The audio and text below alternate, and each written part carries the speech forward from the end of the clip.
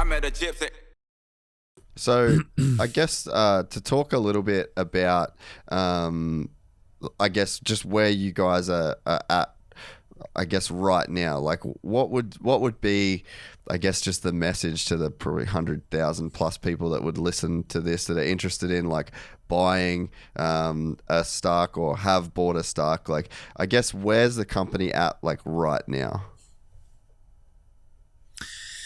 Yeah, so we are in late stages of testing. We're optimizing. From here on, it will be mostly focused on software optimizing. The main focus right now is the production to make sure that we can deliver your bike in time.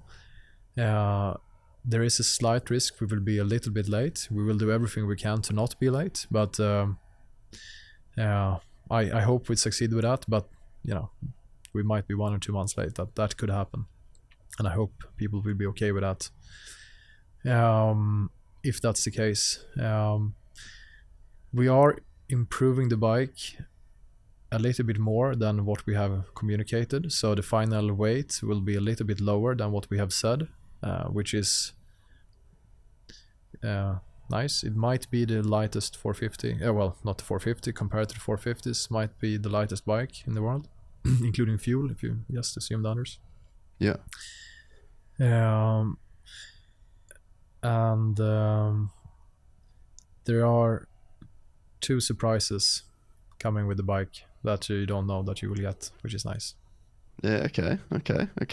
So, so was there? You guys bought all of the motorcycles, all of the current 450s, and then you guys had everything like flex tested, and I'm sure you had Sebastian riding everything and giving the characteristics.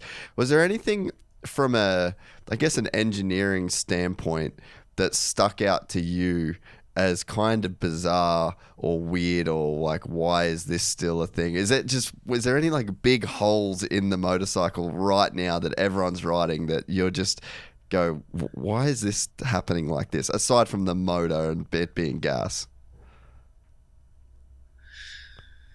Well, I mean, if you look at the Alta, it's actually front heavy, so it has I think it's 51% front heavy, which is a little bit surprising, and it basically doesn't squat, which you can feel when you ride it, of course, as well. But so we analyzed that bike as well to understand the chassis and everything, and then looking at the gas bikes, it was very interesting to look at the flex of the chassis, because we measured that in a lab, so the lateral, horizontal, and torsional flex, and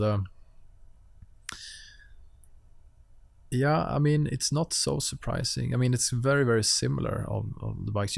People say, aluminium frames versus steel is different, but it's not so different actually. When we measured it, they're quite close.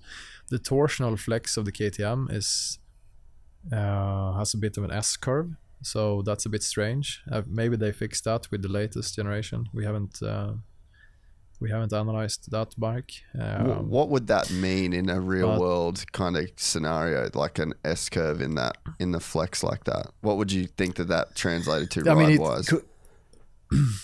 Well, I mean, a rider like me, amateur, would never feel the difference, obviously. But yeah. If you're a super good rider, maybe it could feel a little bit unpredictable, because it's not, like a dynamic curve, possibly.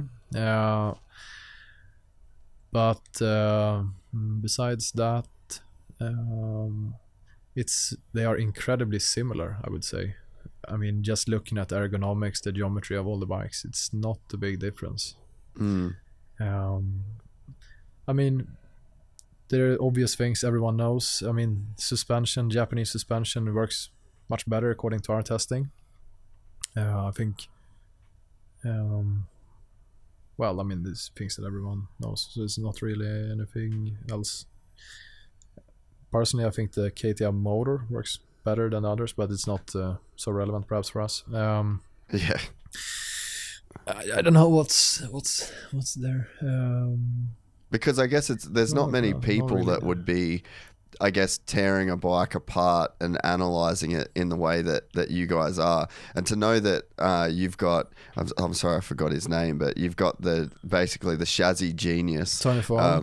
Yeah, so I mean, Yeah. for him to be able to have all of these current models, like it'd be very interesting to maybe even hear his thoughts on like is he there going like, what the fuck are these people doing, or is it like, oh, these companies have produced some great motorcycles? Because it's interesting to me, because I mean, you can talk to guys that think that the '08 CRF 450 is the best feeling chassis, or the 2012, and then Cowie's running those same chassis numbers from the '08 Honda. So I mean, we've kind of been playing in this ballpark for a really long time, and I mean, the ability's not even really there to change the flex characteristics, because it's like this monocoque frame that's been, once it's done, it's done. And I mean, you can change flex with some torque settings on bolts and different materials for engine mounts, but that's really it.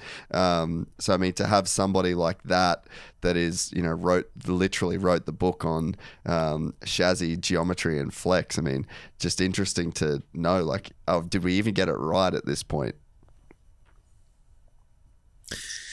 Yeah, I mean, it's super interesting. I mean, I think it's, if you want to build a really good product, you should always base it upon data, and then you take it from the data and the drawing board to when you think you have done it right, then you test it with a rider, if the feeling matching what we expected with the data, and if it doesn't, then you have done a mistake in the data.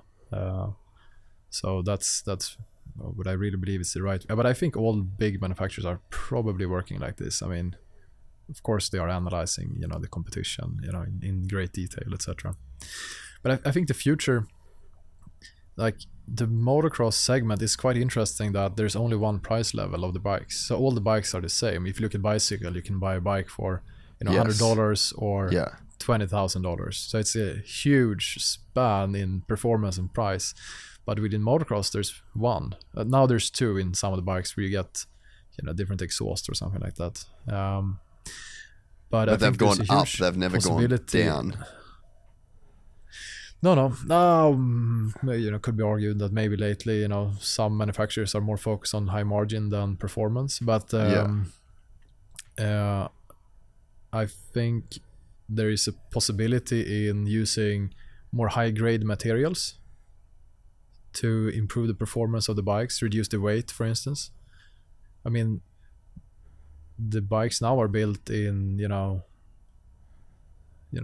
4,000 to 6,000 series aluminium. I don't know. Maybe no. And I mean, like 25 chromoly steel, which is very, very basic. So I think a lot can be done with titanium or higher grade aluminium and things like that in order to improve the performance and reduce the weight in the future. And maybe there is more room for more price levels. I think many people are spending several thousands on equipping their bike with stuff. Why is no one building a bike that's up to their standards from the start?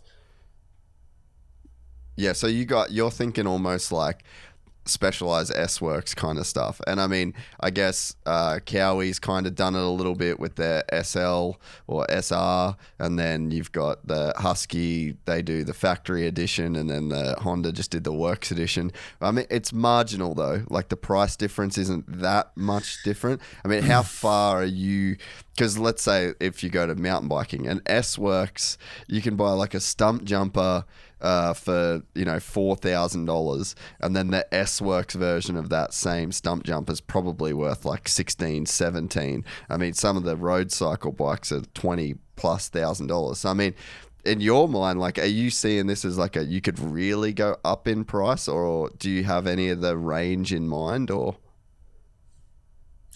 well, I mean, no, we don't really have a plan for it, but I think it's if there's a $11,000 Euro bike right now, I think there is space for one that could be 20. I mean, if you're paying 20,000 for a bicycle, why wouldn't you pay 20 for a motocross bike with titanium? That's 4 kilos lighter, titanium frame, shafts, stuff like that. It's possible. I knew I liked you, Anton. Sorry? I said I knew I liked you. No, but I mean, why not? I mean, A-kit suspension and a bunch of titanium. who doesn't want that? Everyone wants that, of course. Every single vet rider right now is just like, sign me up, daddy. But I mean, this kind of, like, this is a cool conversation to have. Like, there's really, again, I think it just speaks to the direction that this could go, you know, like everyone is going kind of like race to the bottom, you know, like how cheap can you make this? How cheap can you do this part? How can you copy this part and sell it as this brand? It's sort of, it really does seem like there's a lot of, you know, race to the bottom type stuff going on when it comes to the industry. And, you know, it's a completely different ethos in other sports, just like cycling. You know, there's guys that they're so pumped to be the doctor or the lawyer that's got the $27,000 motorcycle, S-Works bike that he's, you know, taken up to the hill, and literally no one's having that conversation in moto. It's like, how cheap can you make it? If you enjoyed this content, please like and subscribe. And to listen to the full 3-hour podcast, search Gypsy Tales in your favorite podcast platform or click the link in the description below. Gypsy Gang.